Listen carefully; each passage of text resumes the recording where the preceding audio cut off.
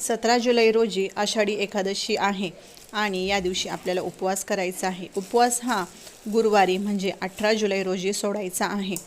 काही मुहूर्त आहे ते मी तुम्हाला सांगते। ब्रह्ममुहूर्त हा सकाळी 4:13 ते 4:53 आहे। विजय मुहूर्त हा दुपारी 2:45 ते 3:40 आहे। अमृत काळ हा संध्याकाळी 4:23 ते 6:03 आहे।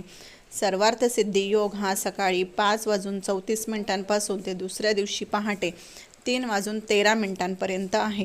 अमृत सिद्धी योग हा सकाळी 5:34 ते दुसऱ्या दिवशी पहाटे 3:13 आहे। हे काही शुभ मुहूर्त आहे। या वेळेत जर पूजा केली तर तुम्हाला त्याचा दुप्पट पटीने फायदा हा मिळणार आहे। त्यामुळे 17 जुलै रोजी हे मुहूर्तावर पूजा करायला विसरू नका।